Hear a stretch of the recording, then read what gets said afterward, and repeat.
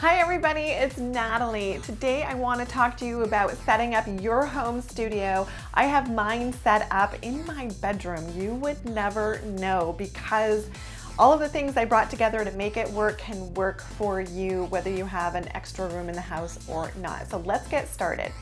The first things I want to talk to you about are the backdrops. That was one of the most important things for me. Like, what's behind me? Does it look beautiful? Is it bright enough?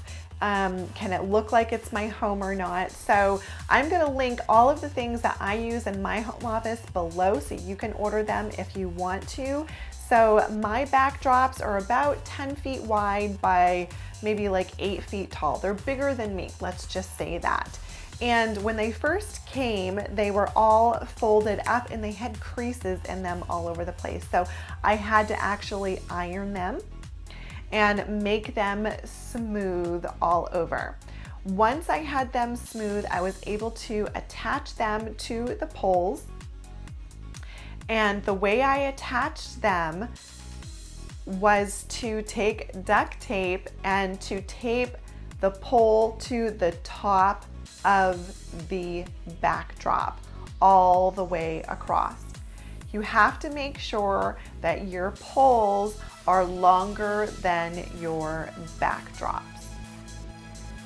So I have chosen to do 3 different backdrops. I didn't want the same backdrop for every time I went on screen and was speaking to someone. I wanted to be able to mix it up, and so I have 3 options.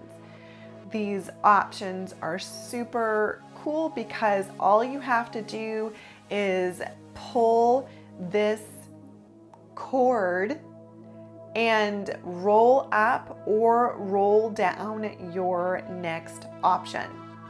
So this attachment is built into the wall. It is secured. My sweetheart found the studs in the wall and was able to screw these brackets into the wall to make them secure. So this part I did not do on my own. I needed a little extra handyman help, and I suggest that you do too, because the last thing you want is to nail something into the sheetrock and then it all falls down behind you or on you, even worse. So once everything's mounted on the wall, you have your poles in place, you have your backdrop is finished. That's one of the biggest parts of all of this. So the next part is lighting. I have a selfie ring in front of me and I have 2 nice lights on either side of me. I'm gonna turn my selfie ring off. Big difference. I'm gonna turn my side lights off.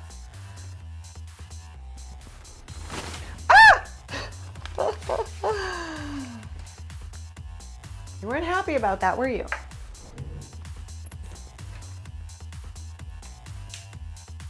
Okay, huge difference for lighting. At first, I was just using the selfie ring light. Very nice, actually pretty clear, but it was creating a little bit of shadow and the sides of my face weren't lit up, and so that's why I add the side lights. It also lights up the background quite a bit as well. So let's talk about sound for a minute. I wanted sound that would go straight to my iPhone and connect with what I'm doing without having to record the sound separately and then add it in. I wanted it to be all in one. And I also wanted to be able to be 10 feet away, 20 feet away, and for my sound to still be crystal clear. So I went with the Rode wireless mics, and they look like this, and you can see that it is a little bit bulky. This is like a microphone, and I would be pinning it right here, but I was like, it's too bulky. So then I added these lapel mics. So this lapel mic clips on just like this one, and then it goes into the Rode microphone here. Just put it in here. And then it connects to the receiver. The receiver is plugged in to my phone. It's just clipped on. Let me show you. It's plugged in my phone, and you can see as I'm speaking, then it shows that it's receiving the sound. I'm gonna clip this somewhere on my clothing underneath here. So I push it all the way down my shirt underneath, probably in the back here I would clip it. I would have this part sticking up, coming up under my garments, and then I would just clip it here. And that's how you put the microphone on. And this receiver will allow for 2 microphones to be receiving into your iPhone sound system. So I could have another person mic'd up. I could be doing like a podcast here, or someone in the room with me doing a home tour, which I do sometimes. And we'd have 2 people mic'd up, and it would all go into the audio on my phone. And so it's wireless, so I can walk around. I'm not connected to anything, and it's all being received by my phone. I found that to be the easiest way. One of them, for some reason, requires this second cord attachment. So I'll link this in the description below. This one I think is newer, and it doesn't require the attachment. So you may or may not use this extra cord attachment to go into your Rode microphone, but I'll link it below just in case yours ends up needing it.